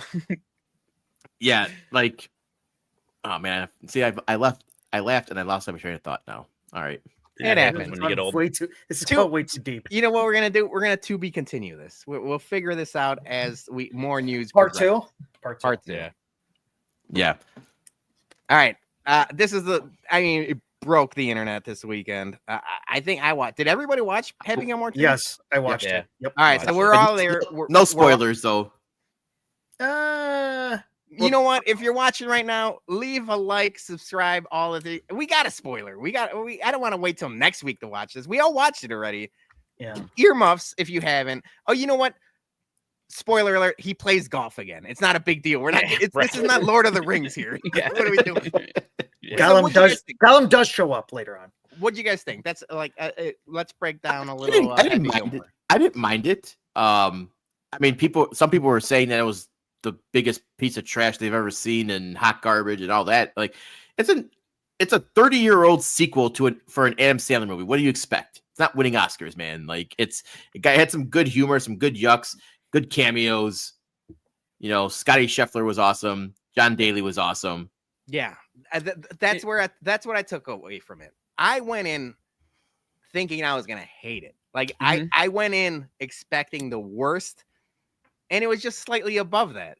I mean, it was not the best movie by any means, but I enjoyed some of it. I really like MJF. We're wrestling fans. The fact that like even when he's a kid, he had the cut off sleeves as a kid. Like it's just like little things that make you laugh. You mentioned it. I thought Scotty Scheffler and John Daly stole the show. All of those, everything that they did was hilarious. And Bad then Bunny was great too. Yeah, Bad Bunny was good. There was a lot of good. There was more good than bad. It still wasn't a great movie, but like I thought it was gonna be shit, and it wasn't. So I'm happy with it. Like now, don't go do Billy Madison 2 and Big Daddy 2 and don't do any of those things. But for what it was, I was pretty happy with it. Johnny? I mean, there were things that I could pinpoint or I could nitpick on it. Overall, me and Missy watched it yesterday, and we were laughing. There was a lot of scenes that made me laugh. It brought back the old comedy that Adam Sandler brought in a lot of his older movies. So it did have that Adam Sandler touch to it, but there were some things that when I was looking about this whole Maxi showdown between the golfers and all that. I know it was it's kind of like the whole thing with like the Live PGA and Live Golf. Yes. Now, when I thought they were going to do something like that, I thought, to me, it seemed a little bit too much. I don't know. It seemed kind of too corny. That's like the only thing I have is the corniness and that part. Everything else, I thought it was funny. I thought all his sons were funny because they just took upon what his dad was. He was just a hothead, and I thought when he couldn't start his car, and he was Oh, punching, and, Yeah, and they he was- are he- punching it. and they all punched the car. I was gonna stop laughing because I'm Yeah. just like, they just follow, they just follow his suit. But overall, I mean, for an Adam Sandler movie, and like I said, it was 30 years in the making. I thought it was fine. I think a lot of people are critiquing it way too much. And to me, I thought it was easy to watch. You know what I'm saying? If it's Yeah. easy to watch and you're laughing, and it had its parts. Obviously, he had his daughters in there, his family was in there as well too. So he always has these little things as well too that he likes to put in. He obviously always has his friends in there as Yeah. well too. Buscemi So and everybody. Yeah. right. So that's another thing. So overall, for a Adam Sandler movie, I didn't think it was. I've seen some bad Adam Sandler movies. Yeah. This was Yeah. not one of them. So I mean, if you still haven't watched it, give it a shot. I think to me it was a really good movie. I think overall we're in the same boat, right, Dougie? Yeah. Yeah. I love the callbacks. The callbacks were great. Yeah. The cameos, as you guys were saying, were awesome. Just even the little one that Eminem had, that was a great, little something. Yeah. That was cool. And then the couple of things that I'm going to critique is the villain was terrible. The Yeah, that villain guy was terrible in this movie. Yeah, like he just didn't even sell me. Like I never at one point was I like, this guy's going to do anything. You know what I'm saying? He was always going to suck. He was bad, and everything like that. And then the one thing that kind of really disappointed me was like the ending last little segment or whatever. Like it just got way too much CGI, stupid, miss with it. Yeah. I really did like the premise. Whereas Johnny, I know you said you kind of didn't, but I thought it was a good shot, live golf, thing. And I thought that they were going to go real crazy with that. And then it kind of got way too far fetched, over the top. And it was also kind of hard to see, it was also kind of hard to see Billy Joe Osmond that chunky, but Oh He's yeah. been like that for a while. He's been like, Yeah. he was like that since Honor Edge. All right, so before we wrap up, we got bums and MVBs. It's 64 on Rotten Tomatoes. What do you guys give it? I'll give it 2/3 Chubb. Give me a Wait, are we doing the Chubb or the percentages? Yeah, give me the percentage. no, hey, that's 2/3 Chubbs. Which Two-third with of or a without the fingers. 3/4 Chubbs. I can't do math. 3/4 Yeah, Chubbs. Yeah, but those chubs have no Yeah. fingers. We're doing different Right. chubs now. Oh, all right. 74%. Oh, that's high. That's higher than I thought. Dougie? I'm right at 60%. I dug it. It wasn't over the top for me, but 60%. I'd Johnny? probably do 70. Yeah, and I'm right in between you guys. I think 65, 68, 69, Yeah. 69% nice. Oh, okay, nice. All right, those are the headlines. Well, we got before bums and MVBs. Got a quick segment with Dougie's. Yes. Yes, Dougie. How do you want to preface this? I'll let you run with it, Dougie. So obviously you see everybody is doing the my whole feed on Sunday when I woke up was basically just everybody asking. It's Grunk, right? Grunk. What do you call it? Gronk. Gronk. I always want to say Grunk, but anyway, everybody's asking who is the most famous, how did it go? Celebrity or Yeah, famous person. famous person to visit your profile.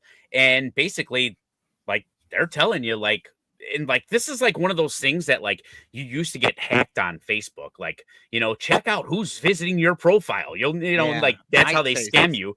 Yeah. So now everybody is just going on wildfire like that. So I text all of you guys and I was like, hey, for tomorrow night, I'm just do this real quick, then delete it so nobody sees what your answer is. And so we're gonna see who is got I some forgot celebrity peeps. I forgot to delete mine. Jason, you go first. That's okay. All right. So mine got this Beef Loaf. Beef Loaf is the most famous person to visit my profile. It makes me kind of sad. But host of the 108 podcast with over 12,000 followers on the Chicago sports scene. So thank you, Beef, for engaging with my page. I guess I need some more famous people. And then on the bums, this one's incorrect because it says White Sox Dave, Oh, but DJ Pauly D follows us. And Yeah, he's more famous than White Sox Dave. but maybe he's not clicked on the profile. He he follows might us. not have clicked on the profile. Yeah, Shit. because So that. he just raw dog followed us. I mean, to be honest, I think DJ Pauly D follows like 40,000 people. So Yeah. But no, and this is no shot to our Uncle Beefloaf.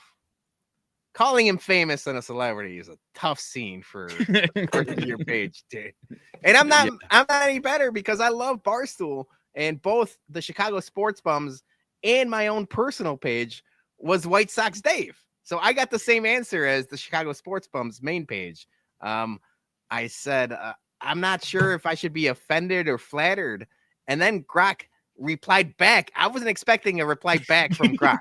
And he says, love the Uncharted nod. Offended yet flattered fits perfectly. If Dave's not famous enough, let's dig deeper. Based on your mutuals and views, it's actually Elon Musk. And to that, I say bullshit.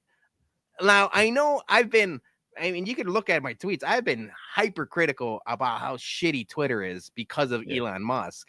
So is it possible that I, Twitter fingered my way into a click for view from Elon? Because I know he has Twitter fingers as well. I think this is bullshit on Grok's part. There's no chance Elon Musk saw my profile. Unless he went to go shadow ban you. Yeah, maybe. Right. Yeah. But I mean, like, dude, why would they not throw out Elon Musk first then? You know what I'm saying? Like, that's a more shot at Elon Musk than anything. White Sox Dave is more. Yeah, yeah, exactly. Maybe the world's first. It's like the AI is already turning on him. the 6 degrees of Elon Musk. Yeah. So so mine was White Sox Dave. I'm going with that answer. And then so the next one was Johnny's, and this one I did not expect. I need some information, Johnny. You said who's the famous person visiting my profile, and then obviously Celeste said it's me. It was not Celeste. It was actually Erica Harold, former Miss America and attorney. You got Miss America following you? Miss is in the comments. I gotta look her up now. Hold on a second here. Damn. Explain yourself, my man. Look, this is the only thing I'm thinking about out of this whole thing. And I had to look her up. I'm like, who? Machi, go Johnny. Machi, what the fuck? I'm just gonna take it as this. I do talk a lot about the Illini, and she went to the University of Illinois. Mm-hmm. So that's oh my gosh. So that's the only thing I could think of as, I throughout the whole time I always talk about the Illini, the tournaments and everything like that. I'm always putting ILL and stuff like that. Maybe it stumbled on one of the Illinois timelines, and that's where I think it's coming from. Maybe so you're giving yourself too much credit. You think your basketball takes are better than your rugged, handsome, good looks? No, I didn't say that either. I didn't say that. I'm just saying that I think that's where it's stemming from. Man, good for you. Good for you, Johnny. I think I need a new personal attorney here. Well, I got one for you.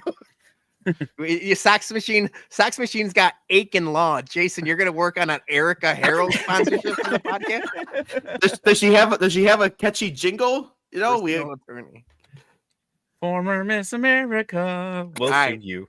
So last one is Dougie, and I have an idea of why Dougie even thought about doing this segment.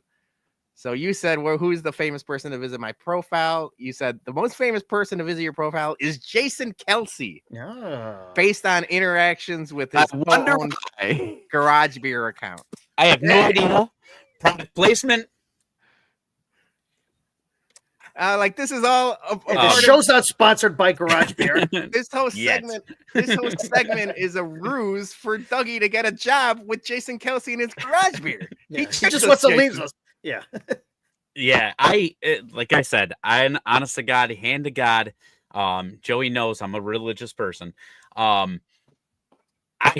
Before I came up with the segment, I was like, hey, let me go ahead and throw it out to you guys before I do mine. So went ahead and did mine, and I can say I kind of wasn't surprised. Just because of the way I've been hounding Garage Beer about possibly becoming his personal assistant with quality control. But it's good to know that we're on the radar. So if we can get on Jason Kelsey's algorithm or whatever in the bum stratosphere. By the way, Travis Kelsey was amazing in Happy Gilmore too. You like that? He was good. He was amazing. I'm pissed off that he got ate by a bear. All right. Yeah. So now that I'm and we talk about this all the time, it's fun to come up with new segments. And Dougie had this good idea, and we're like, let's do it. It was all a ruse for him to get a job with Garage Beer. Meanwhile, we have a real sponsor, and that is Ramova Other Half. And this is the more delicious beer. And I'll just drink this while Dougie is in a 2-minute timeout. Good job. Very good. Got a couple farts out while I was gone. Jason Kelsey heard Dougie fart. He's like, yeah, that guy's done. Yeah. No, Jason Kelsey would love that. That's like that. You put that on the Kelsey resume. They would love that kind of stuff. Absolutely. But no, I thought it was a pretty cool thing, and I'm excited to see like where it can go, like what you can ask it next. Does anyone ever like found it creepy that X is logging everyone who's ever visited your profile before? Oh, yeah. I don't care. It's got to be just data that they store, you know. So like Gordo asked like who's the most famous person that blocked me. Oh, and it was Mrs. Beefloaf. I don't know if you saw that. Yeah. So like maybe shit. that's the next thing. I was like, and I replied back to Gordo. He's our guy. I said I stand with Mrs. Beefloaf. Dude, we're gonna maybe next week. This could be a reoccurring segment. I think we have to see who's blocked. Who blocked it. We have a whole new Grok segment, like just ask Grok random questions from us, and because I have done the ones like to give it the description of the person's like profile and everything. So yeah, I like it. It. You did the ones like draw the bums. Yeah, I did but that was not Grok. I used a good AI. Ooh, okay. All right, let's bum some people, guys. All right. I think he's a bum. I think he's an absolute bum. You call me a bum? My man, I take that with pride, with honor, that I'm a bum. I'm the king of the bums, baby. Because you're training like a damn bum, you know that?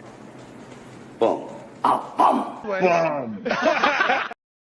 All right, get to our listener bums and MVBs. First up is Sydney Brown. MVBs, us for another stellar tailgate. Me for having my birthday. And 108 shown on CHSN. That was a nice necklace they had there.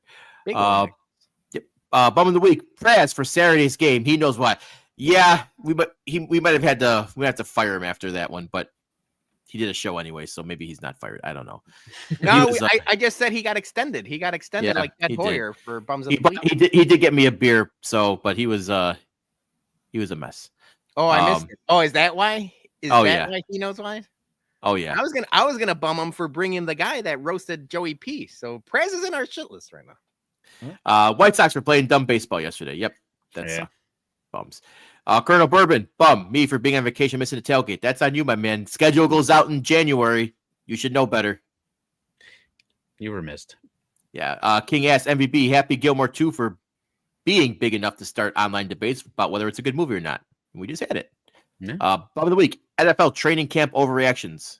We talked about that earlier. Yep. We're not going to overreact. That's not going to overreact. Prez, he pleads the fifth. He plead the fifth.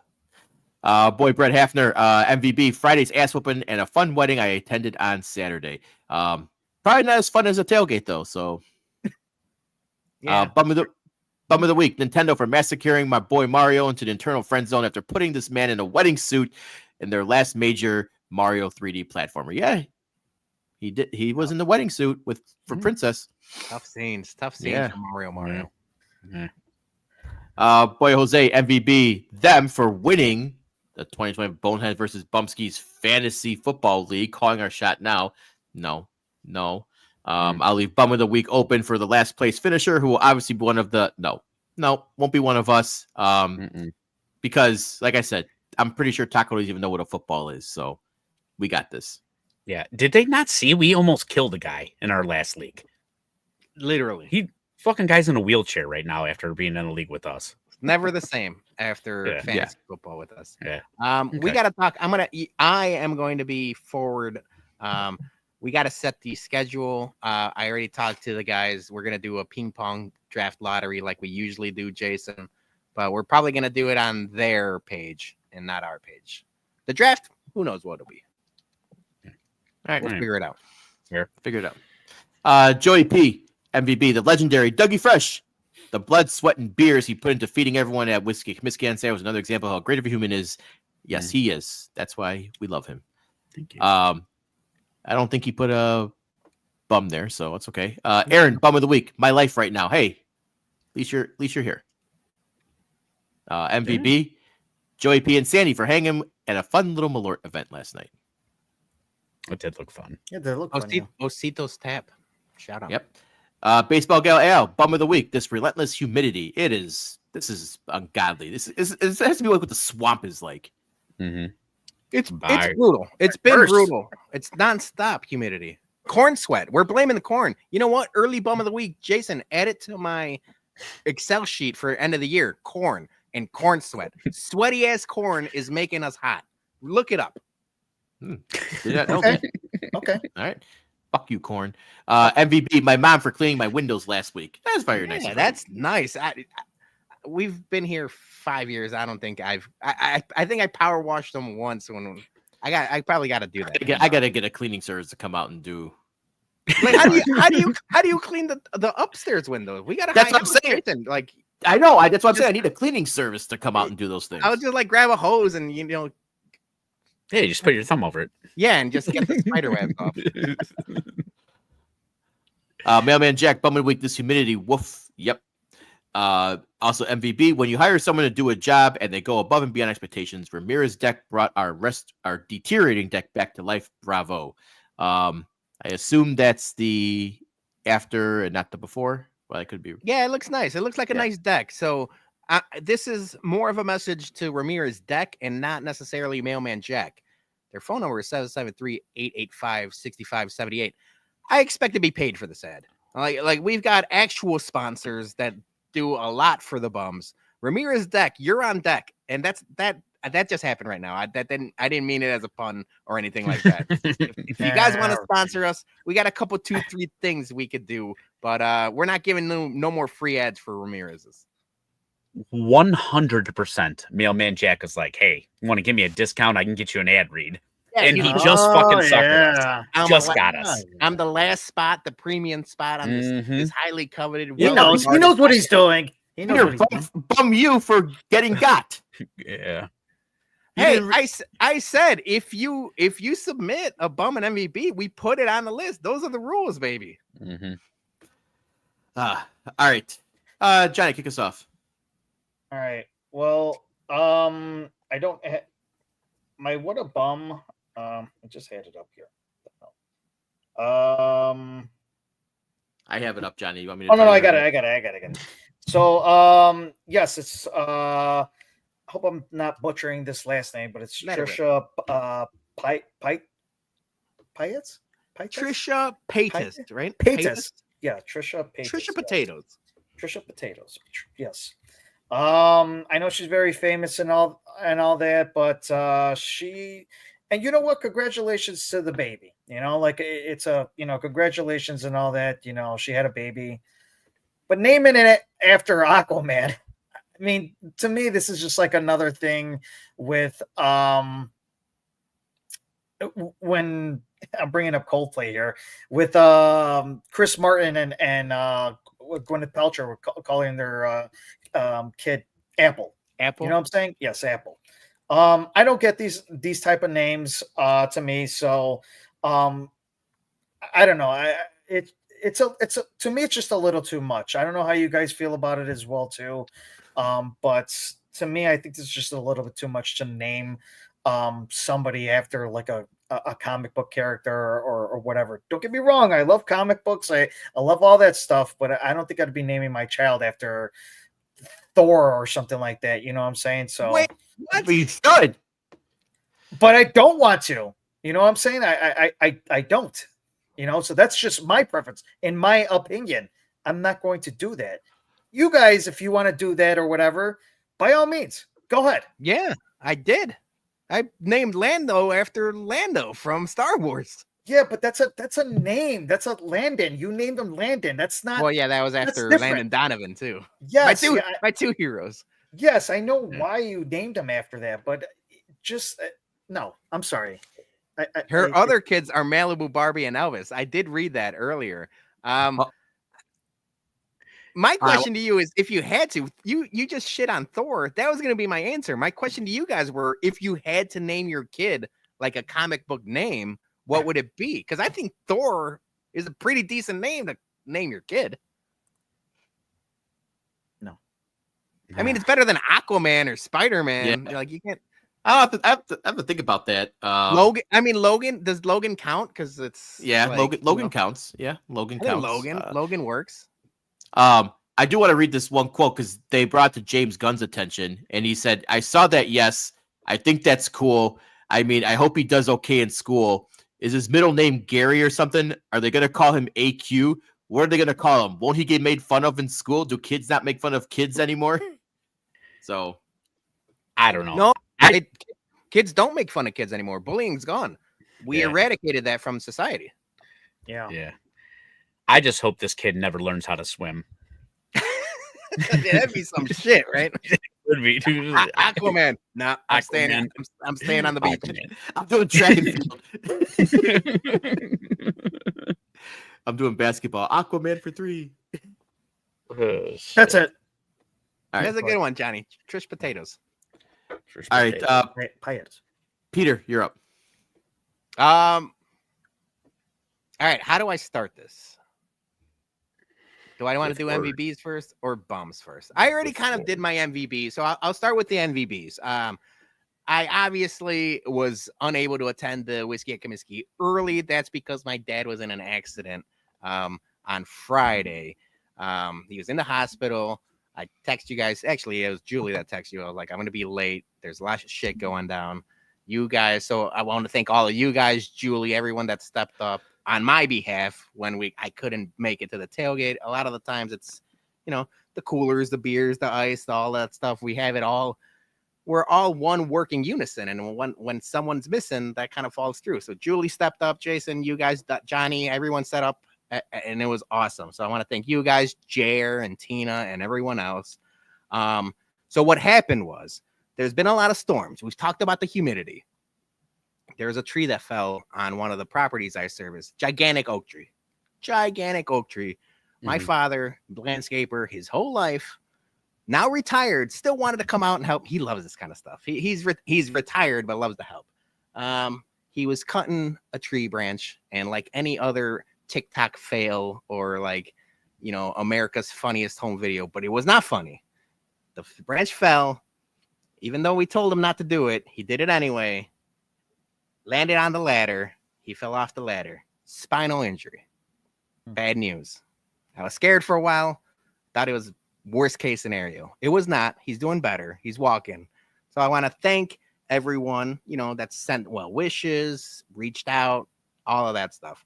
So my bum and MVP has to be trees, ladders, and stubborn dads. Those I'm gonna put that all on my end of year bum of the year, tournament thing, and it's gonna be all one thing: trees, ladders, stubborn dads, bum of the week. I was scared for a long time because I was under that ladder. I maybe I should have mentioned that. I was under that ladder. I thought he was dead. Scared the shit out of me. But he's all right. Best case scenario, all things considered. He's going to wear a brack base. He'll be fine in 8 to 12 weeks or whatever they said. But he's fine. Bomb of the week. Stubborn dads, ladders, trees. Yeah. Good to hear your dad's doing okay. Yeah. Absolutely. All right, Dougie. All right. MVB right out of the gates. Tyler Rodog over at the Ramova. Not only just for supplying the beer for the tailgates, but also inviting us to that amazing beer release party. It was awesome. total class acts. And I cannot wait to hang out with you guys more. So thank you for that. My second part of this, I don't have a bum this week or whatever, but this is more of a PSA. This is something that I wanted to get off my chest last week, but obviously I could not make it to the show because of driving home and everything like that. But I wanted to address mental health.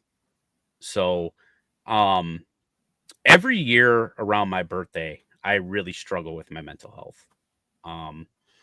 I know it doesn't seem like it. You know, I laugh and joke a lot, and I feel like I do really well with hiding it.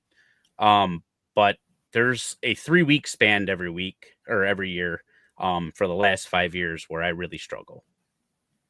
5 years ago, we lost our daughter on my birthday. And so every week leading up to my birthday, week of my birthday, and week after my birthday, I really struggle mentally. And I have a very rough time getting out, talking to people. I tend to shut down. And I don't think people talk about their mental health enough. And I think we should more as a society, especially men in general. Like, I feel like a lot of men get into a shell to where they feel like they're going to get made fun of or called a pussy and stuff like that. And I don't really tend to care what other people think. In the band Rain City Drive has a song that says nobody fucks with me like I do. And that is kind of how I am. I get into my own head, and I feel like I prepare myself for the worst because the worst has already happened to me, and I kind of get lost in that every year. So I just want to throw it out there that there is help for people. You could talk to friends, you could talk to people. And if you can't do that, there's always there's a suicide in crisis lifeline. It's 988. You could always dial that. It's okay not to be okay. But wrapping this up and taking it all full circle, I haven't had a great birthday in quite a few years until this birthday. And I want to thank you guys for that, because on that Pittsburgh trip, you guys made me feel special and made me feel something that I haven't felt with since we lost our daughter. And you guys really made me forget and realize that I can be happy again in a not so happy time. So I just wanted to thank you guys for that. So I love you guys. Thank you. And I'm off my podium. No podium. This is exactly why we do this. And obviously, we talk about family all the time. We're all part of a big family, Dougie. So obviously, I don't talk about my feelings enough as I probably should. And it's good to know that I can lean on you just as much as you can lean on us. But like, yeah, everyone in the comments are like, you know, it's all a community we're building, and it's all family at this point. So, you know, the fact that we can talk to other people, whether or not, you know, we grew up with them or anything like that. That's why we do this. But yeah, dude, of course, dude, like, we love you. Yeah. But no, thank you. Thank you guys. Really. Yep. Honestly, from bottom of my heart. Now I gotta be an asshole and bum people. No, dude. You don't have to. You can just thank people and keep it moving. But okay. Oh man. All right. My God damn it. Yeah, I don't think I can bum some people after that. No, you do it. Thank you to everybody that went to the tailgate. No, yeah, thank yeah. you. NB, So wish you happy birthday. thank you to everyone who came out on Saturday and wish me happy birthday. Really appreciate you guys, especially for everyone who, you know, stuck it out in the heat and, you know, didn't have to, but they did it for the love of the Sox, and you know, made me feel special as well that everyone came out and sang happy birthday and did all that good stuff. So really appreciate you guys. So that is our show. Thank you to everyone who bum your people, because if you don't bum your people, I'm gonna feel like total shit. So do it. All right. Do it. All right. I'm good. My first bum of the week is Major League Soccer. Oh, son of a bitch! What are we doing here? I was gonna say if it was Dougie, I would have kicked your ass. All right, Major let League it rip. Soccer. Why are you Major League bumming Soccer. soccer of all things right now? Because- An hour 55 because- minutes into the show. Messi decided to skip the All-Star game, the Yeah. glorified expedition, and they suspended him for not playing in the All-Star game. And that's right. a bullshit move. It's who cares if you don't want to play an All-Star game, you don't play an All-Star game. They do it like it's stuff that happens in NFL all the time. They opt out of the Pro Bowl. They're like, I don't want to Yeah. play. And No, you fuck that bitch shit. about it. You bitch about it all the time. You I bitch don't about give two shits about the Pro Bowl. right I don't because care. nobody takes it seriously, and everyone Shouldn't complains take about the MLS load- All-Star game seriously either. load management and basketball and LeBron James, and MLS is trying to do something about it. And now we're bumming them. You can't have it both ways. Bumming him. You can't suspend him a game. You can fine him, but don't suspend him a game. That's stupid. Suspend his ass.